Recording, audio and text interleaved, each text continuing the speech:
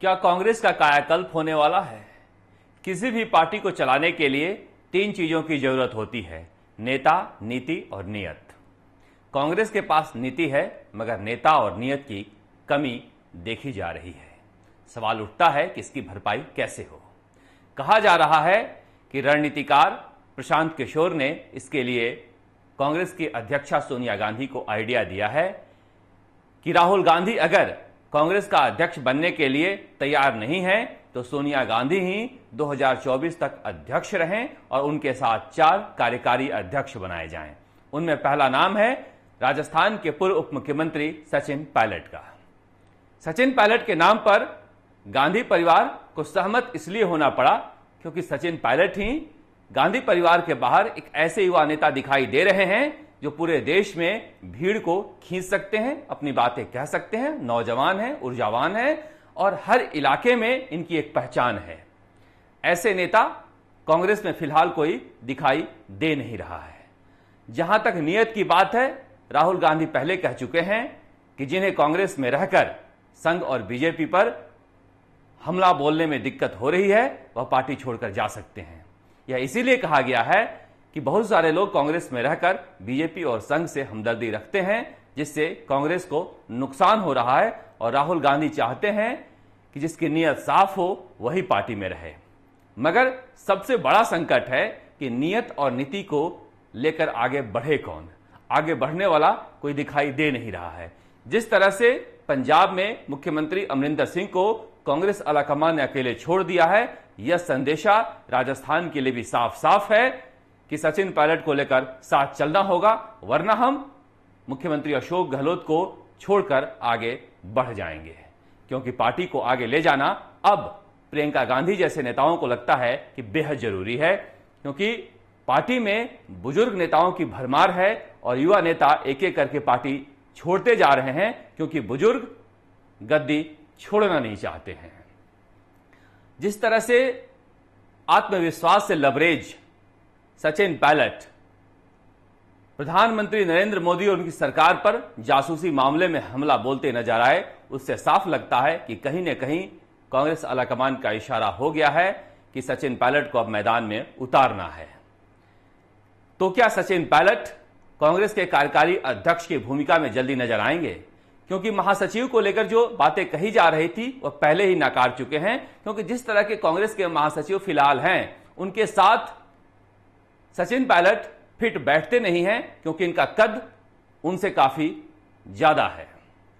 अगर प्रियंका गांधी की बात छोड़ दे तो प्रियंका गांधी उत्तर प्रदेश में पार्टी के रिवाइवल को लेकर काम कर रही हैं और वहां पर दिन रात लगी हुई हैं। इसके अलावा वो कांग्रेस के कायाकल्प करने में भी लगी हुई हैं।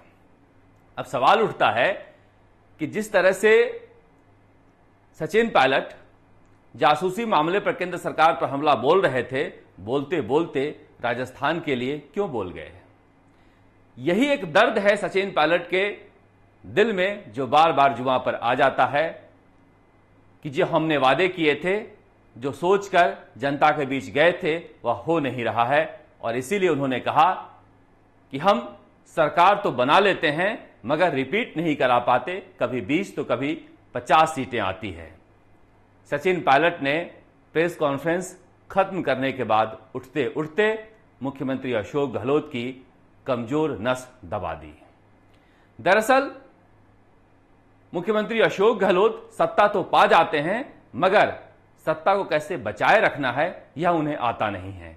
कहा जा रहा है, न जाने इसमें कितनी सच्चाई है, कि प्रशांत किशोर ने यही बात गांधी परिवार को समझाया है कि मुख्यमंत्री अशोक गहलोत बेहतर रणनीतिकार हो सकते हैं, अच्छे नेता हो सकते हैं, मगर उनके चेहरे पर दोबारा कांग्रेस नहीं जीत सकती है, उनमें भीड़ को खींचने का आकर्षण नहीं है। अब ना जाने इस बात में कितनी सच्चाई है, मगर मीडिया में इस तरह की खबरें लगातार आ रही है।